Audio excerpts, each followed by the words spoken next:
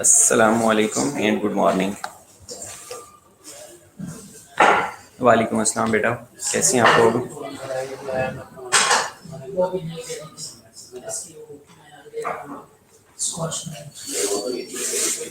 Well, तो last हम endocrine system के बारे में डिस्कस कर रहे थे।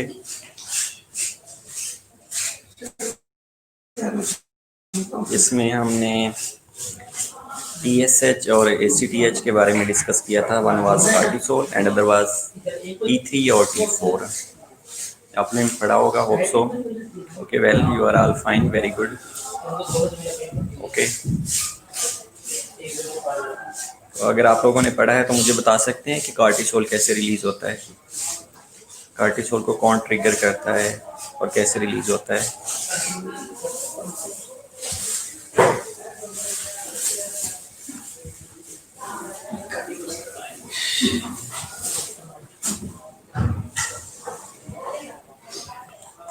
जल्दी से बताएं मुझे, ताकि आज हम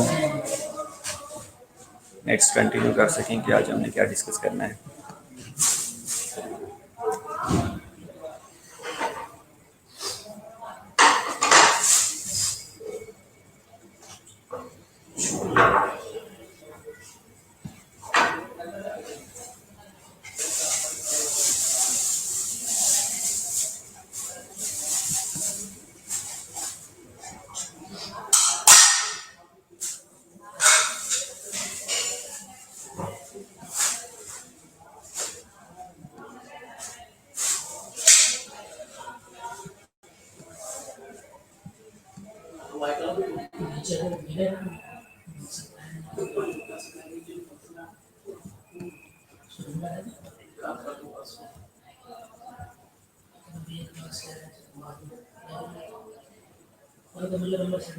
ओके, स्ट्रेस हार्मोन है, स्ट्रेस इंडिकेटर है एक। इसके अलावा कोई और इंडिकेटर्स हैं जो कि कार्टिसोल को रिलीज करवाते हैं?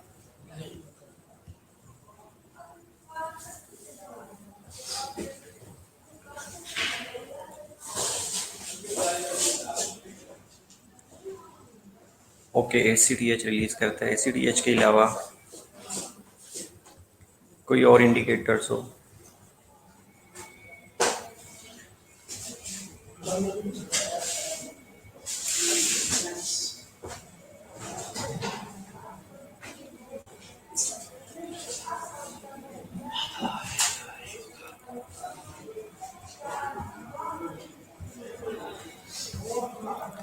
ओके, हाइपोग्लाइसीमिया बेटा, डिक्रीज लेवल ऑफ ग्लूकोज।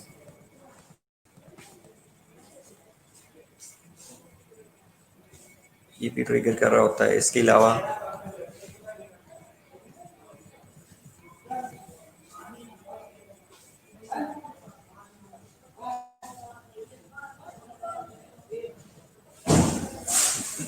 आवाज़ नहीं आ रही बेटा? आवाज़ आएगी, बाकी लोगों को आ रही है। आपका आप पेज को एक दफ़ा रिफ्रेश करके देख लें, ऑल्सो आवाज़ आना शुरू हो जाएगी। Okay, circadian rhythm, very good. ठीक है, इंस्टेड ऑफ दैट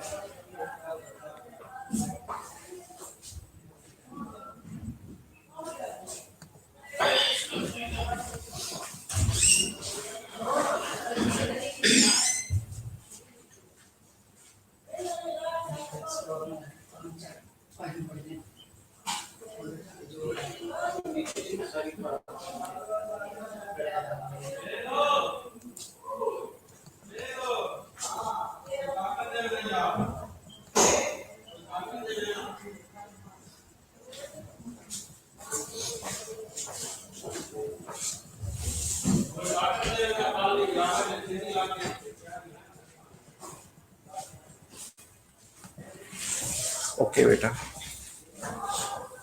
इसके अलावा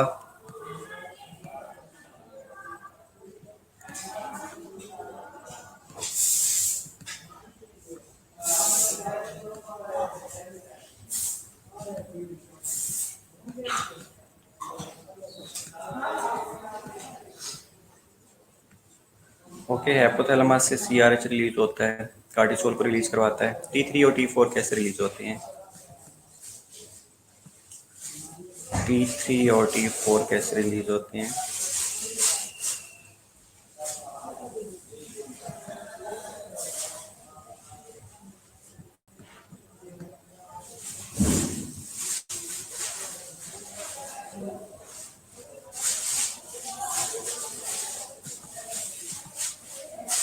ओके, इसके अलावा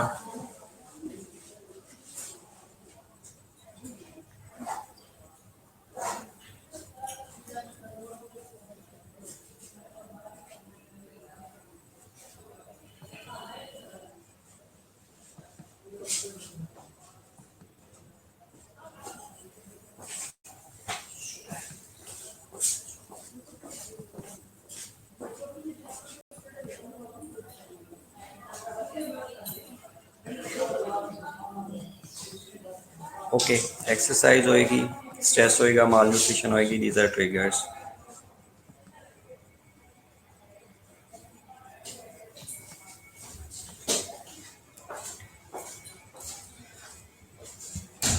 T3 और T4 अगर सिक्रीट हो जाते हैं तो ये क्या करो काम करवाते हैं।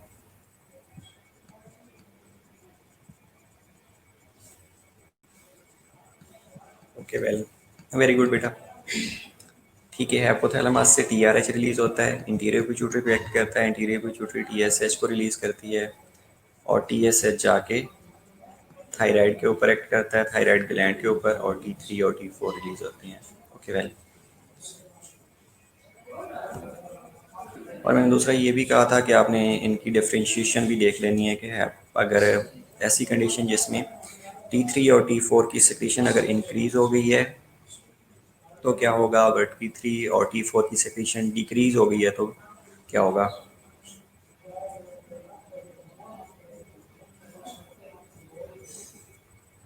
ओके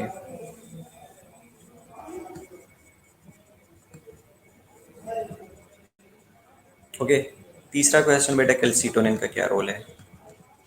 कैल्सीटोनिन, पहले तो ये चीज़ आपने बतानी है कि ये रिलीज़ कहाँ से होता है, कहाँ से सिक्रीट होता है कैल्सीटोनिन, और ये काम क्या करता है।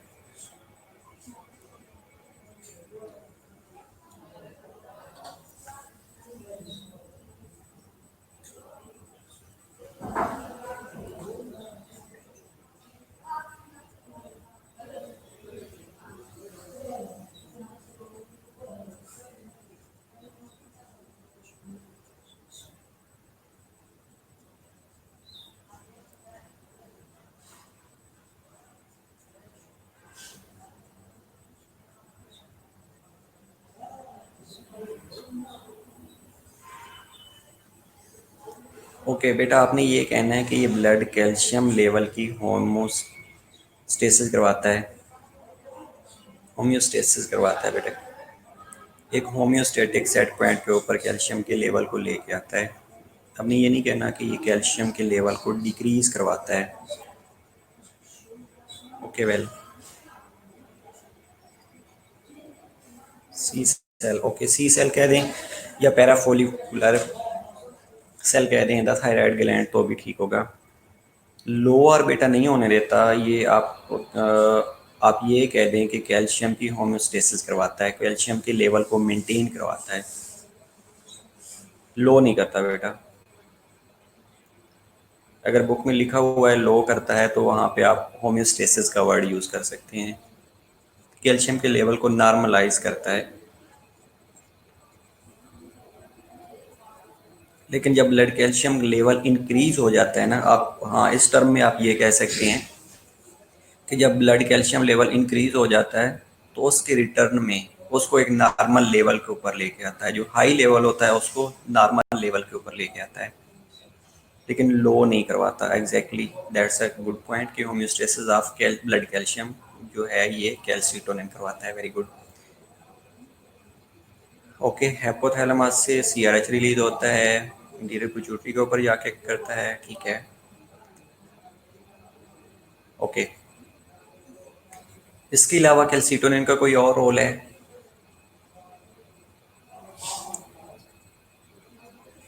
अब बेटा होता क्या है कि जब कैल्शियम का लेवल ज़्यादा होना शुरू हो जाता है तो वो कैल्शियम बोन्स के अंदर स्टोर करवाता है कैल्सीटोनिन,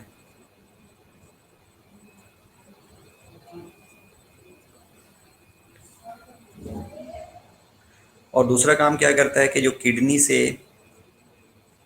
या रीनल ट्यूब्यूल से कैल्शियम ने अब्जॉर्व होना होता है ना, उसको अब्जॉर्व नहीं होने देता, उसको एलिमिनेट करवा देता है। इस तरह ये एक होम्योस्टेटिक सेट पॉइंट जो कैल्शियम का होता है उसको मेंटेन करवा रहा होता है। और स्पेशली ये रिलीज कब हो रहा होता है, जब बच्चा जब चाइल्डहुड की एज होती है।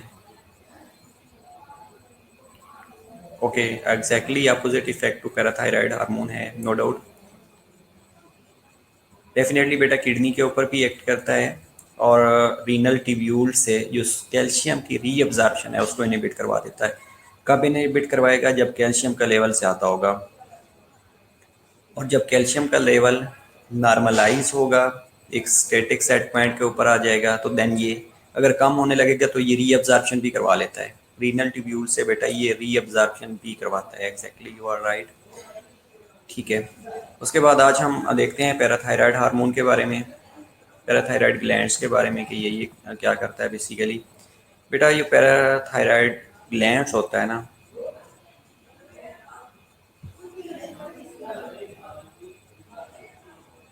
बेटा ग्रोथ हार्मोन बुक्स कहती हैं 22 से लेके 24 इवन के 26 ईयर्स ऑफ एज तक रिलीज होता रहता है।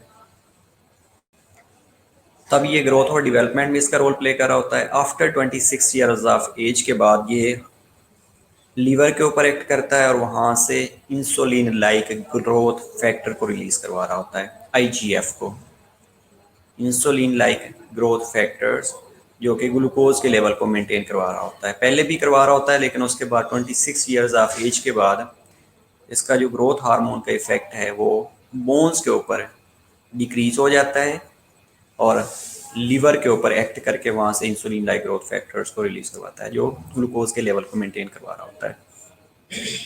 या यू कैन से कि हाइपोग्लाइसीमिया में भी रिलीज हो रहा होता है। और ग्रोथ हार्मोन होल लाइफ के लिए रिलीज होता रहता है। अगर कहीं पे लिखा हुआ आपको मिल जाता है कि ये 26 ईयर्स के बाद इनिबिशन हो जाती है, तो वो रॉन्ग लिखा हुआ है, क्योंकि मैंने डिफरेंट बुक से सजेस्ट किया था, देखा था, तो उसमें मेंशन किया हुआ था कि ये ग्रोथ हार्मोन होल लाइफ के लिए रिलीज होता है और इसका जो एक्शन है वो चेंज हो जाता है। लाइक उसके बाद 26 ईयर्स ऑफ एज के बाद ये लीवर के ऊपर एक्ट करता है और लीवर से आईजीएफ को रिलीज करवा रहा होता है। Got it?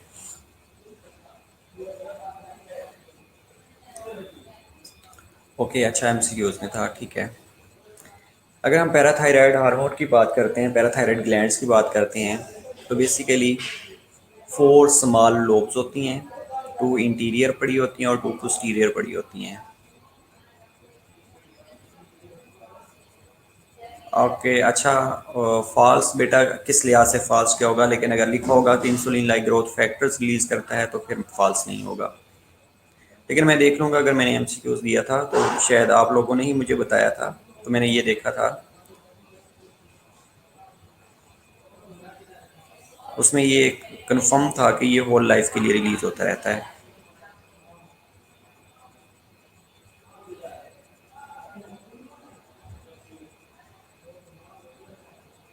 ओके बेटा, जो ये लोब्स होते हैं ना, ये कनेक्टिव टिश्यू से सराउंडेड होते हैं और इम्पॉर्टेंट चीज़ ये है कि ये स्फीरिकल इन शेप होते हैं। स्फीरिकल शेप होने के रिजल्ट में ये कॉलम्स में अरेंज होते हैं और वहाँ पे साइनोसाइड्स प्रेजेंट होते हैं और साइनोसाइड्स क्या करते हैं, बेसिकली ब्लड सप्लाई प्रोवाइड कर रहे होते हैं। और साइनोसाइड्स कैपिलरी बेड्स होती हैं जिनके अंदर जो ब्लड है वो मूव कर रहा होता है। इसके अलावा न्यूट्रिएंट्स चेंज हो रहे होते हैं, गैसेस चेंज हो रही होती हैं, तो इनको इस तरह ब्लड सप्लाई जा रही होती है। ये एक डायग्राम है, डायग्राम में अगर आप देखेंगे तो आपको मज़ीद क्लियर हो जाएगा।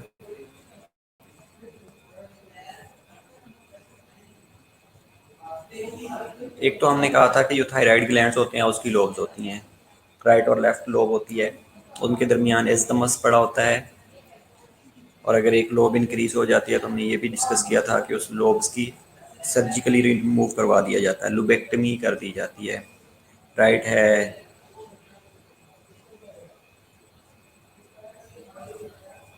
लेफ्ट लोब अगर इंक्रीज हुई है तो उसकी वजह से अगर इज़दमस की इन्फ्लेमेशन हो गई है, कोई इन्फेक्शन हो गया, तो इज़दमेक्टमी भी कर दी जाती है।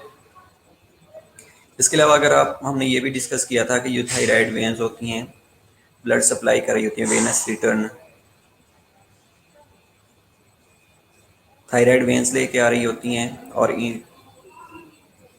अच्छा, एग्जैक्टली साइनोसाइड्स बेटा ये होते हैं कि बेसिकली ये कैपिलरी बेड होती हैं, इनसे ये जो लोब्स होती हैं इनको ब्लड सप्लाई जा रही होती है।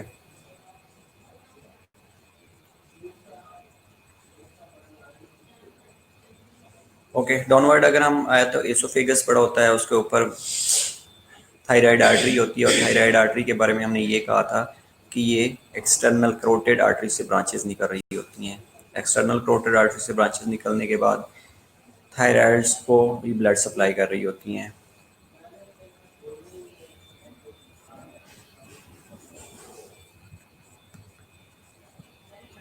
अब अगर हम इसके फंक्शंस की बात करते हैं तो फंक्शन जो पैराथायराइड ग्लैंड्स होता है सिक्रीट पैराथायराइड हार्मोन, पैराथार्मोन, और इसकी जो सिक्रीशन है that is regulated by blood calcium level.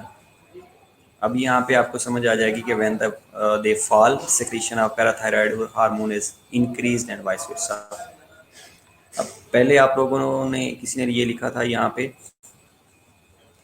कि जो कैल्सीटोनिन का रोल है ये अपोजिट टू पैराथायराइड हार्मोन है। ये आपने ये कहा था आई थिंक, इसका जो इफेक्ट है that is opposite to that of parathyroid hormone. अब पैराथायराइड हार्मोन क्या करता था कि जब कैल्शियम का लेवल इंक्रीज होता था तो कैल्सीटोनिन रिलीज होता है, गॉट इट, और उसने कैल्शियम के लेवल को नॉर्मलाइज करना होता है। हमने ये डिस्कस किया था। अगर हम बात करते हैं पैराथायराइड हार्मोन की, तो पैराथायराइड हार्मोन कब रिलीज होगा?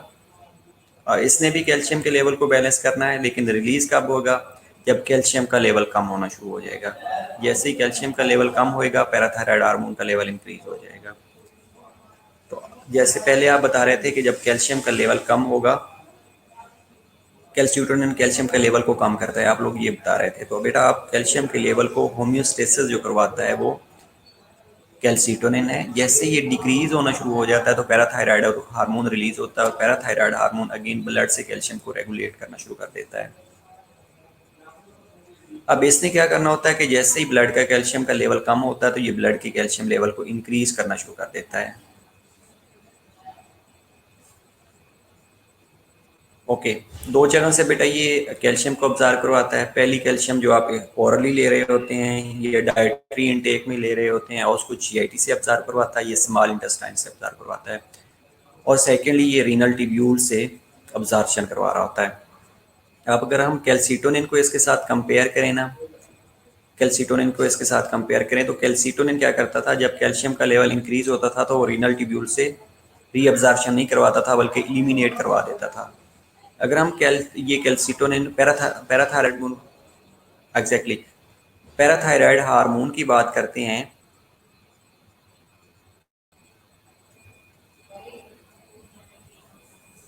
ओके बेटा ये मैं एक मिनट आपको आंसर कर देता हूँ। Near the inferior thyroid artery specially on the right side. Okay, मैं इसको लाइंस को एक्सप्लेन कर देता हूँ, डायग्राम से कर देता हूँ बेटा, डोंट वरी। पहले ये कर लें ताकि आप लोगों को एक कंपैरिजन याद रह जाएगा कि हमने कैल्सीटोनिन में क्या पढ़ा था और पैराथायराइड हार्मोन में क्या पढ़ा है। वेल, ओके, पैराथायराइड हार्मोन क्या करेगा कि वो कैल्शियम जो आपने डाइटरी इनटेक में ली है उसको स्मॉल इंटेस्टाइन से अब्जॉर्ब करवाएगा। इसके अलावा जो रीनल ट्यूब्यूल्स हैं जो वहाँ से कैल्सीटोनिन रीअब्जॉर्प्शन नहीं करवाएगा, पैराथायराइड हार्मोन वहाँ से इसको रीअब्जॉर्ब करना शुरू कर देगा। अब दूसरी कंडीशन बेटा ये होती है कि जो कैल्सीटोनिन होता है ना, कैल्सीटोनिन कैल्शियम को बोन्स के अंदर डिपॉजिट्स करवाता है, बोन्स के अंदर स्टोर करवाना शुरू कर देता है। जब कैल्शियम का लेवल ज़्यादा होता है और कैल्सीटोनिन क्या करता है, उस कैल्शियम को बोन्स के अंदर डिपॉजिट्स करवाना शुरू कर देता है।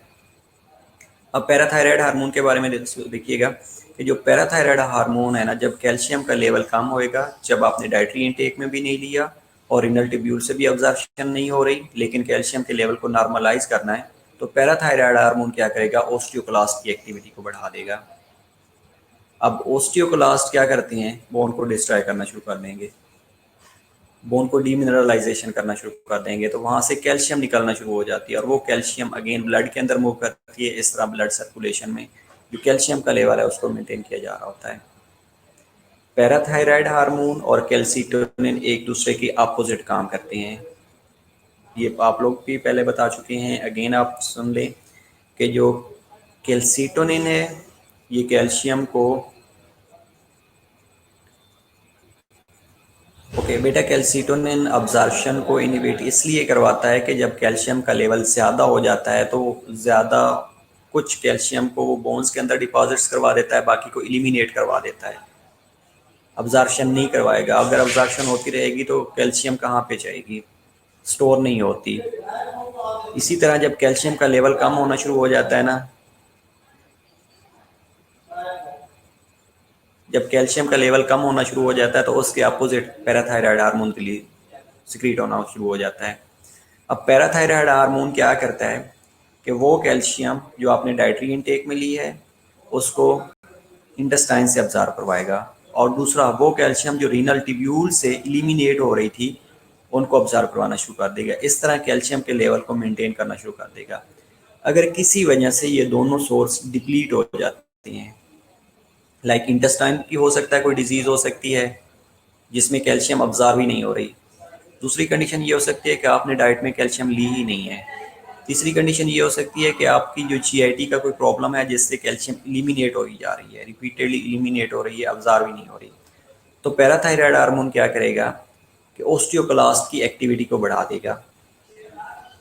अब उसको पता है कि मैं इंटेस्टाइन से भी नहीं ले सकता, रीनल ट्यूब्यूल से भी नहीं ले सकता, लेकिन मैंने कैल्शियम के लेवल को नॉर्मलाइज करना ही करना है। और जब ये नॉर्मलाइज करेंगे तो उसके रिजल्ट में पैराथायराइड हार्मोन ओस्टियोक्लास्ट की एक्टिविटी को बढ़ा देता है। ओस्टियोक्लास्ट क्या है, बेसिकली बोन डिस्ट्रॉइंग सेल्स हैं। अब जैसे ही ये बोन को डिस्ट्रॉय करेंगे तो वहाँ पे कैल्शियम जो कि कैल्सीटोनिन ने स्टोर करवाई थी वो इलिमिनेट होना शुरू हो जाएगी। इस तरह वो इलिमिनेट होएगी, ब्लड के अंदर आएगी और ब्लड के अंदर कैल्शियम का लेवल मेंटेन होना शुरू कर देगा, हो जाएगा। कैल्सीटोनिन और पैराथायराइड हार्मोन बोथ का एग्जैक्टली बेटा, दोनों कैल्शियम का लेवल कैल्सीटोनिन और पैराथायराइड हार्मोन दोनों मिलके मेंटेन कर रहे होते हैं। जब डिक्रीज लेवल होगा तो पैराथायराइड हार्मोन रिलीज होएगा, और जब इंक्रीज लेवल होएगा तो कैल्सीटोनिन उसकी इलिमिनेशन करवाना शुरू कर देगा।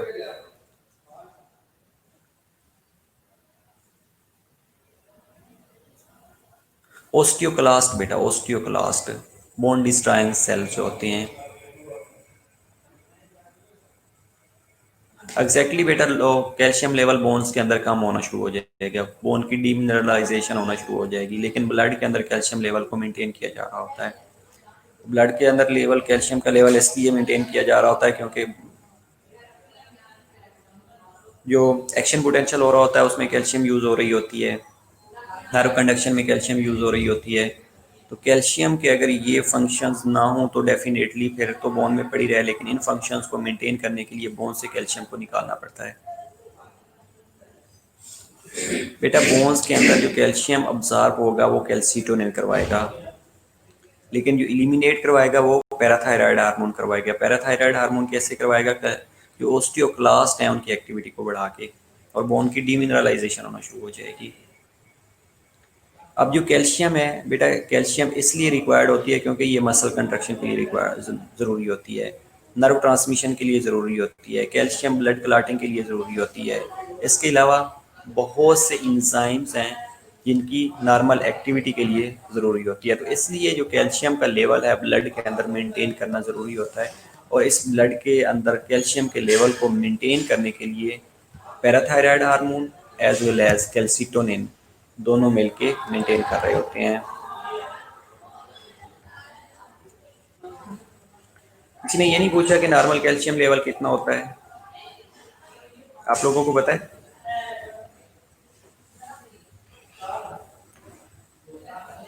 बेटा जो कैल्शियम का नॉर्मल लेवल होता है ना, ये 8.5 से लेके 10.5 mg पर डीएल होता है। 8.5 से लेके 10.5 mg पर डीएल, और ये होम्योस्टेटिक सेट पॉइंट होता है। अगर इससे कम होएगी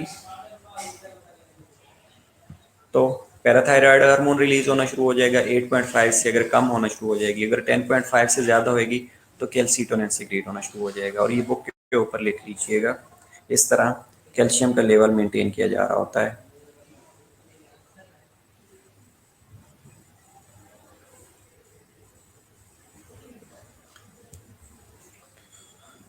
गॉट इट? यहाँ तक कोई क्वेश्चन हो, किसी चीज़ की समझ ना आई हो जिसमें हमने कैल्सिटोनिन और पैराथायराइड हार्मोन के बारे में डिस्कस किया है?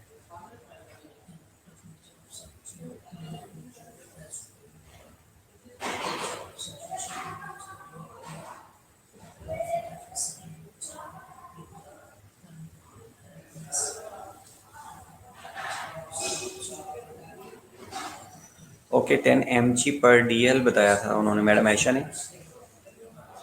ठीक है बेटा, ये 8.5 से 10.5 mg/dl होती है। अगर 8.5 से कम होएगी तो उस कंडीशन को हाइपोकैल्सीमिया कहा जाता है, और अगर 10.5 से ज़्यादा होएगी तो हाइपरकैल्सीमिया कहा जाता है। ठीक है।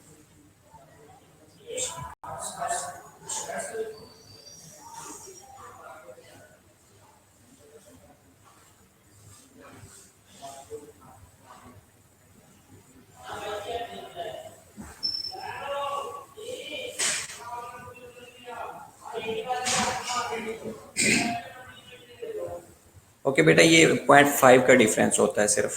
0.5 का लिबॉर्ट्रीज के अंदर भी डिफरेंस होता है। 8.5 भी लिखा हुआ है बेटा। एग्जैक्टली अगर 8.5 है, इसमें +-5 होता है बेटा। जो 9 से 11 भी लिखा है वो भी करेक्ट है बेटा। और लिबॉर्ट्री जो वैल्यूज होती हैं उसमें भी 0.5 का डिफरेंस आ रहा होता है। 0.5 का, अगर 9 से 11 है तो भी ठीक है, 8.5 से 10.5 है तो भी ठीक है। ओके, इन दोनों में से अभी तक कोई क्वेरी हो कि कैल्सिटोनिन और पैराथायराइड हार्मोन के रिलेशन में किसी चीज़ की समझ ना आई हो तो लेट मी नो। और नेक्स्ट हम एड्रिनल ग्लैंड के बारे में डिस्कस करने वाले हैं।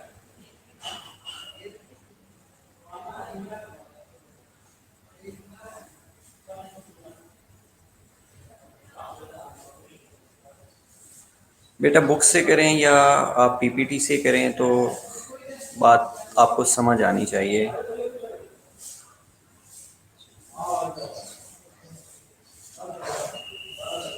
ओके, रोशन विल्सन में बेटा रोशन विल्सन में I think Roshan Wilson is quite enough for UHS, more than sufficient है अगर आप रोशन विल्सन को ही अच्छी तरह से पढ़ लें। बाकी ये चीज़ें आपको क्लियर होनी चाहिए कि रिलीज़ कैसे होता है, एक्ट कहाँ पे करता है, और इसके फिजियोलॉजिकल इफेक्ट क्या है। ठीक है, अगर ये चीज़ें आपको क्लियर हो जाएंगी तो मेरा ख्याल है आप रोशन विल्सन पढ़ लें या आप मेडिकल फिजियोलॉजी की गाइडन पढ़ लें, बात एक ही है। ठीक है बेटा, ये होम्योस्टेटिक सेट पॉइंट है 8.5 टू 10.5 ब्लड के अंदर।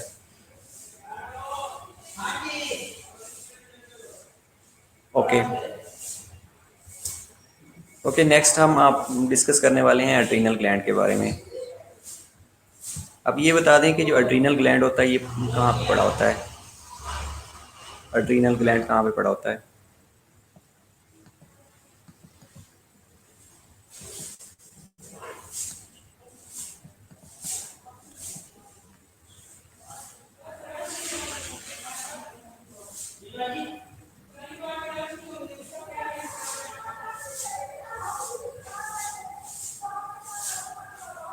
ओके, किडनी के ऊपर, एग्जैक्टली, वेरी गुड।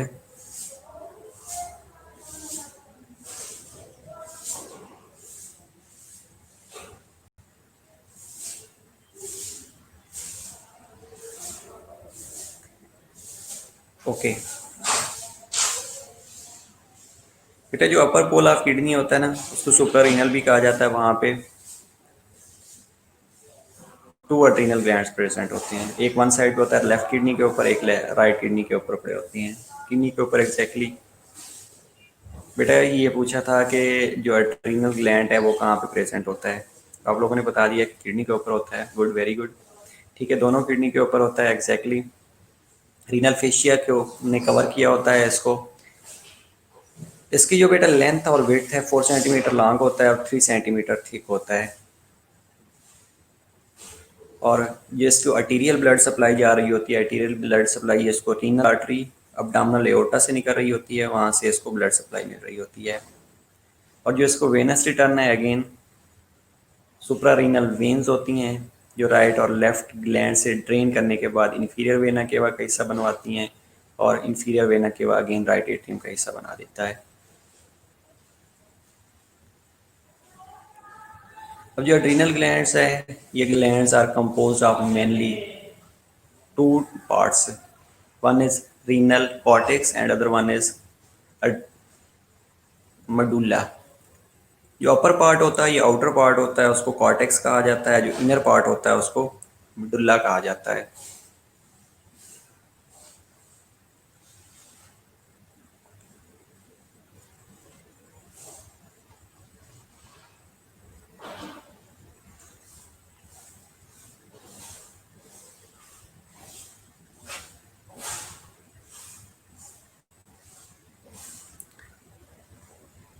बेटा रीनल फेश अच्छा, रीनल फेशिया बेटा ये लेयर होती है, कनेक्टिव टिश्यू की लेयर होती है जिसने एड्रीनल ग्लैंड को कवर किया होता है। ओके, एग्जैक्टली आउटर कॉर्टेक्स होती है, इनर मेडुला होता है। बेटा renal artery exactly arterial supply कर रही होती है और जो रीनल वेन होती है ये इसका वेनस रिटर्न ड्रेन कर रही होती है।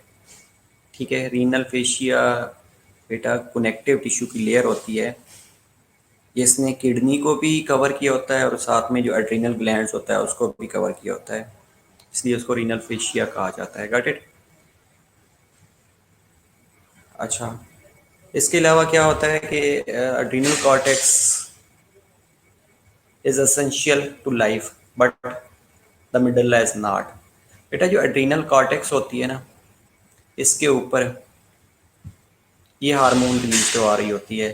लाइक 3 ग्रुप्स में डिवाइड होता है स्टेरॉयड हार्मोन के, और ये इसकी सिंथेसिस कोलेस्ट्रॉल से हो रही होती है, जिनको एड्रीनोकॉर्टिकॉइड्स कहा जाता है, कॉर्टिकोस्टेरॉइड्स भी कहा जाता है। और ये ग्लूकोकॉर्टिकॉइड्स होते हैं, मिनरलोकॉर्टिकॉइड्स होते हैं और एट्रोजन्स होते हैं, ये सेक्स हार्मोन्स होते हैं।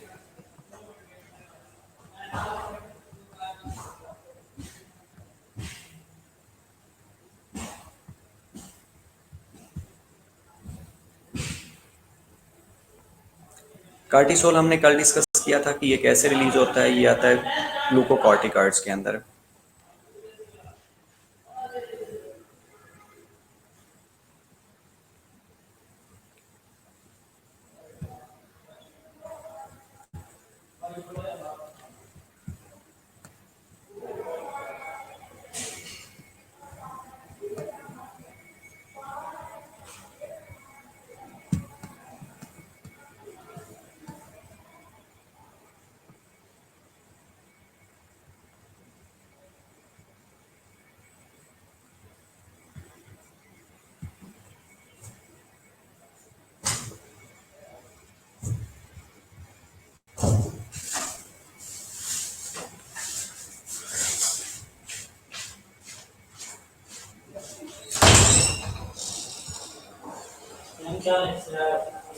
इसकी भी कर देना।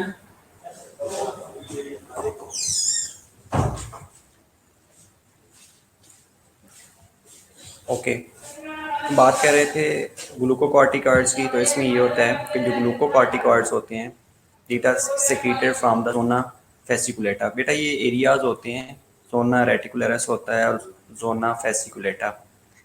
जो जोना फेसिकुलेटा होता है ये ग्लूकोकॉर्टिकॉइड्स को रिलीज करता है, जिसने ग्लूकोज और कार्बोहाइड्रेट्स की मेटाबॉलिज्म को मेंटेन करना होता है। और दूसरा होता है जोना रेटिकुलरस जो कि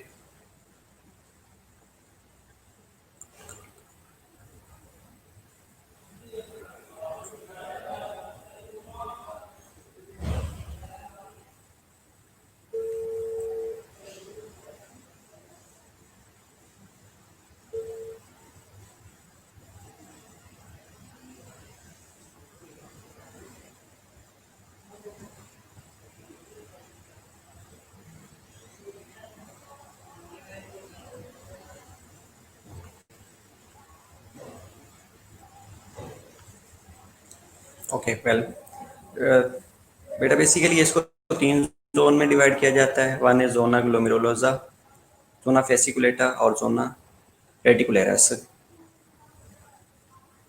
अब जो जोना फेसिकुलेटा है इससे ग्लूकोकॉर्टिकॉइड्स रिलीज हो रहे होते हैं जिनमें कॉर्टिसोल्स है, और जोना रेटिकुलरस के अंदर गोनाडोकॉर्टिकॉइड्स रिलीज हो रहे होते हैं, जिनको एड्रोजन्स कहा जाता है, ये सेक्स हार्मोन्स कहा जाता है।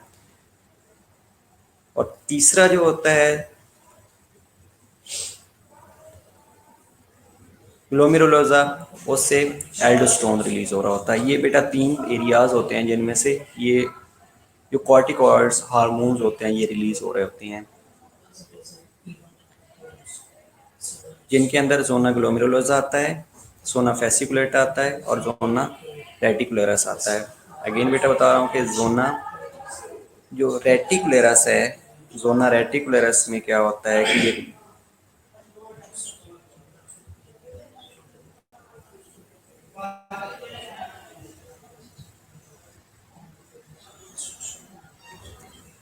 अस्सलाम वालेकुम, क्या हाल है?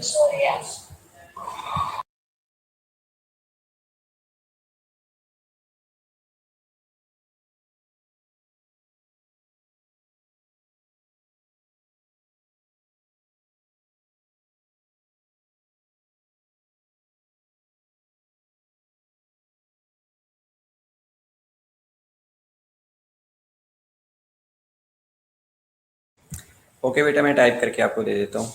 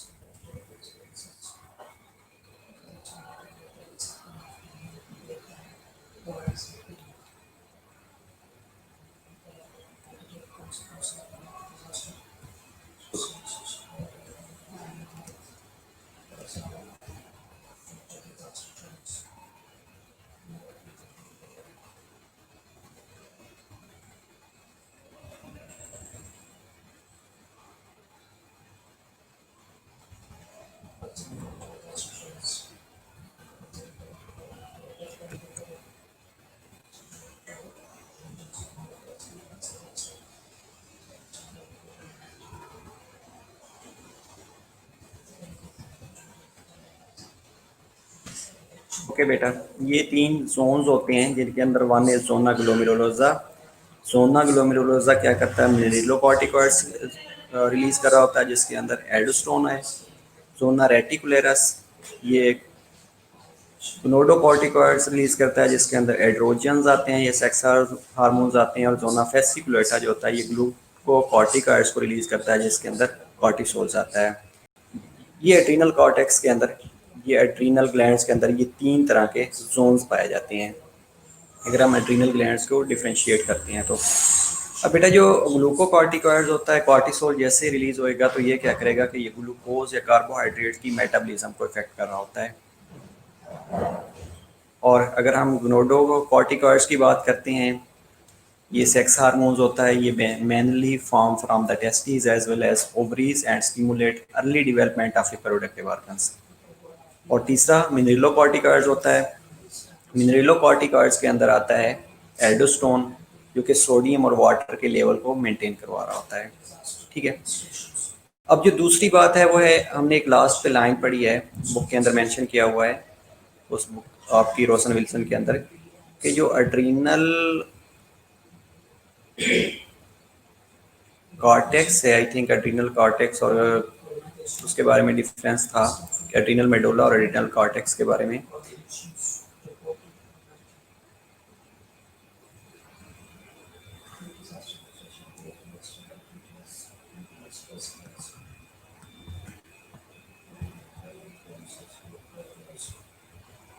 एड्रीनल कॉर्टेक्स जो है ये लाइफ दे रही होती है, और जो ग्लूको वो एड्रीनल मेडुला होता है ये लाइफ नहीं देता, और एसेंशियल फॉर लाइफ है। ओके, तो बेटा पहली जो चीज़ है कि जो एड्रीनल मेडुला है ना, अगर हम एड्रीनल मेडुला के बारे में देखें तो inner portion of adrenal gland होता है, और inner portion of adrenal gland होने के रिजल्ट में इसके अंदर मोडिफाइड नर्व टिश्यू प्रेजेंट होती हैं।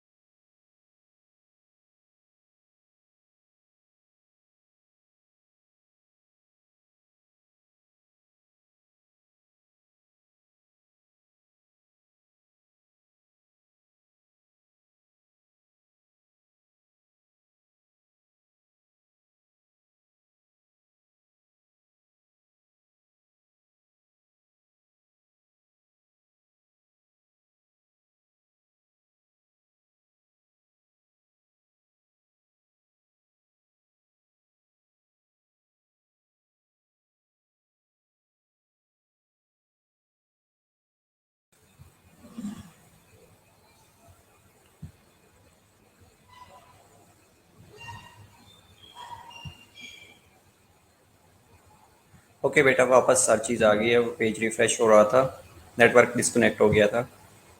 ओके, तो हम बात कर रहे थे एड्रीनल मेडल्ला की। Adrenal medulla inner portion of adrenal gland होता है। इसके अलावा बेटा इसके अंदर ना मोडिफाइड नर्व टिश्यू प्रेजेंट होती हैं। अब ये जो मोडिफाइड नर्व टिश्यू होती हैं ये क्या करती हैं, ये डायरेक्ट ऑटोनोमिक नर्वस सिस्टम को कंट्रोल करवा रही होती हैं। ऑटोनोमिक नर्वस सिस्टम जिसके अंदर सिंपैथेटिक और पैरासिम्पैथेटिक डिवीजन आती है। लेकिन इम्पॉर्टेंट इसके अंदर क्या है कि इसके अंदर अगेन ग्लैंडुलर टिश्यू पड़ी होती हैं जिनको क्रेमा फिन सेल्स कहा जाता है।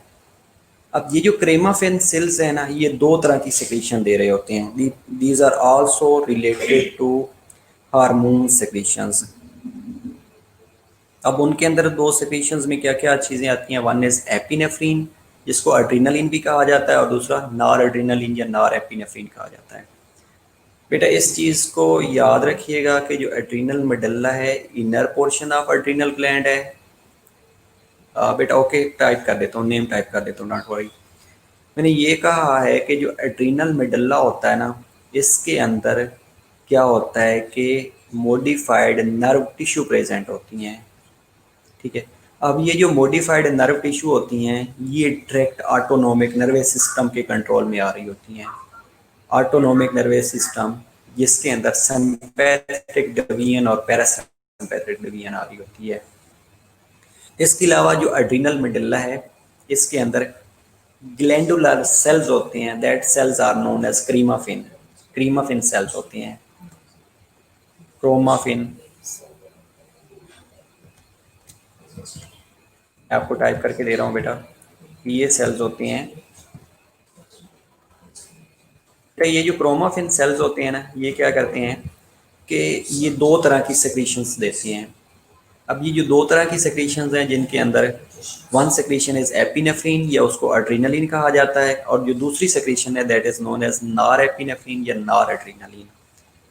और ये एड्रीनल मेडुला के अंदर क्रोमाफिन सेल्स प्रेजेंट होते हैं जो ये दो सेक्रीशंस दे रहे होते हैं, एपिनेफ्रीन और नॉर एपिनेफ्रीन। आप कहीं पे भी पढ़ेंगे कि ये सेक्रीट हो रही होती है फ्रॉम द किडनी, लेकिन सिक्रीट कहाँ से होती है? एड्रीनल ग्लैंड्स के अंदर एड्रीनल मेडुल्ला, और उसके अंदर ग्लैंडुलर सेल्स पड़े होते हैं. These cells are known as chromaffin cells, and these two cells secrete two closely related hormones that are known as, one is epinephrine and other one is non-epinephrine. बेटा ये sales ने type कर दी हैं chromaffin sales. ठीक है.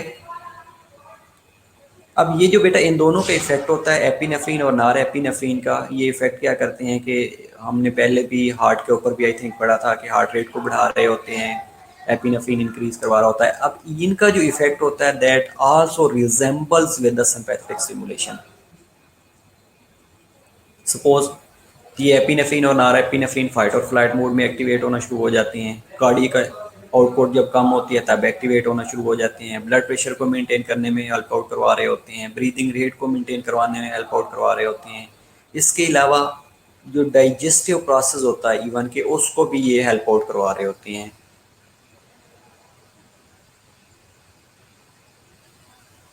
लेकिन अगर इनकी सिक्रीशन इंक्रीज हो जाती है बेटा, इनकी अगर सिक्रीशन डिक्रीज हो जाती है तो कोई इफेक्ट नोन नहीं होता. लेकिन अगर इनकी सिक्रीशन इंक्रीज हो जाती है तो उसकी वजह से मल्टीपल काजेज हो सकती हैं. लाइक हार्ट रेट इंक्रीज होना शुरू हो सकता है, जिस तरह हमने कहा था कि हार्ट के ऊपर सिंपैथेटिक या पैरासिम्पैथेटिक एक्टिविटी ज़्यादा हो जाती है, या सर्टेन सर्कुलेटिंग हार्मोन्स की हमने बात की थी.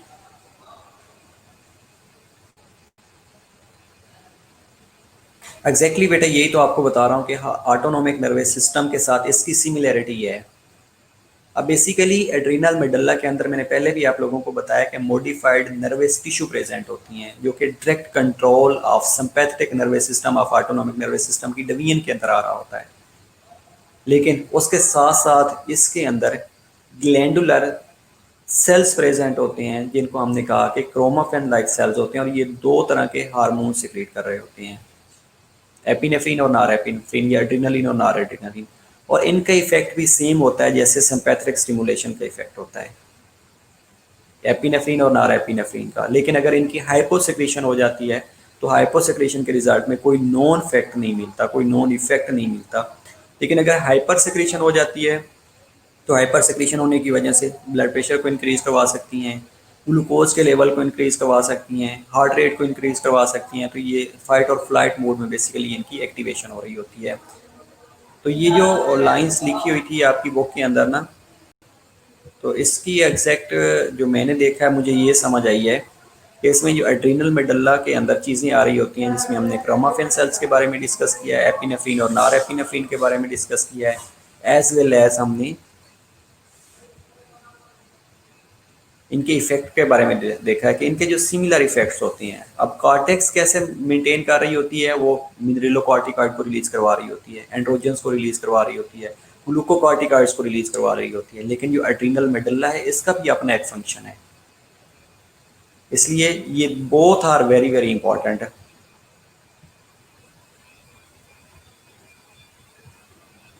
ओके बेटा, 3 रीजन्स हमने डिस्कस किए हैं. इसके अलावा हमने एड्रीनल मेडुल्ला के बारे में डिस्कस किया है. अब हम देख लेते हैं कि एड्रीनल कॉर्टेक्स जो आपकी बुक के अंदर है वो क्या क्या चीज़ें मेंशन की हुई हैं.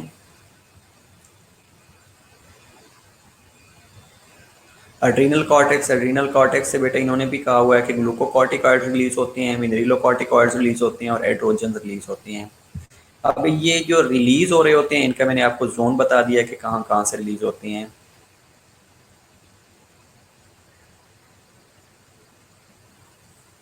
बेटा नारएपिनेफ्रीन और एपिनेफ्रीन, नारएपिनेफ्रीन पोस्ट गैंग्लियनिक में भी हेल्प आउट करवा रही होती है, लेकिन एसिटाइकोलिन भी हेल्प आउट करवा रही होती है. बेटा इसेंशियल फॉर लाइफ जो मुझे समझ आई है आपकी बुक के अकॉर्डिंग, उसमें ये है कि आपकी जो एड्रीनल कॉर्टेक्स है ना, ये मिनरल्स को रेगुलेट करवा रही होती है. लाइक एल्डोस्टेरोन को सिक्रेट करवा रही है, ग्लूकोज के लेवल को मेंटेन करवा रही है, और सेकेंडरी सेक्स कैरेक्टरिस्टिक्स को मेंटेन करवा रही है. लेकिन जो एड्रीनल मेडुल्ला है ना, ये बॉडी के बाकी जो रेगुलेटरी मैकेनिज्म है, लाइक हार्ट के ऊपर इफेक्ट करवा रही होती है, डाइजेस्टिव सिस्टम के ऊपर इफेक्ट करवा रही होती है, ब्लड वेसल्स के ऊपर इफेक्ट करवा रही होती है. तो ये जो इफेक्ट है that is due to adrenal medulla.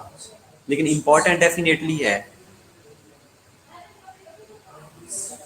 Okay, तो एड्रीनल कॉर्टेक्स की अगर हम बात करें तो जिसमें ग्लूकोकॉर्टिकॉइड्स है, मिनरलोकॉर्टिकॉइड्स है और एंड्रोजन्स है, और इनके जोन्स भी बेटा याद रखिएगा कि ग्लूकोकॉर्टिकॉइड कौन से जोन से रिलीज होता है, मिनरलोकॉर्टिकॉइड कौन से जोन से रिलीज हो रहा होता है, और सेक्स हार्मोन या एट्रोजन्स कौन से जोन से रिलीज हो रहे होते हैं। That are very very important, और ये एमसीक्यूज में भी आ रहा होता है। तो अगेन आप ये लिख सकते हैं ग्लूकोकॉर्टिकॉइड्स, मिनरलोकॉर्टिकॉइड्स और एट्रोजन्स कहाँ कहाँ से रिलीज हो रहे होते हैं। Got it?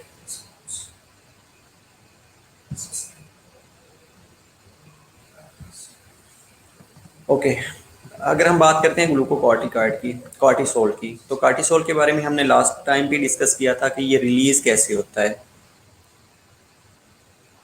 कौन बताएगा कि कॉर्टिसोल कैसे रिलीज हो रहा होता है? ओके, हम नेक्स्ट क्लास में इसको कंटिन्यू कर लेते हैं, कॉर्टिसोल को कैसे रिलीज होता है और कॉर्टिसोल के फंक्शन क्या क्या हैं, ये हम इंशाल्लाह नेक्स्ट क्लास में डिस्कस करते हैं। आप 5 मिनट की ब्रेक ले लें, उसके बाद इसको कंटिन्यू कर लेते हैं। ओके, न्यू लिंक्स इंशाल्लाह।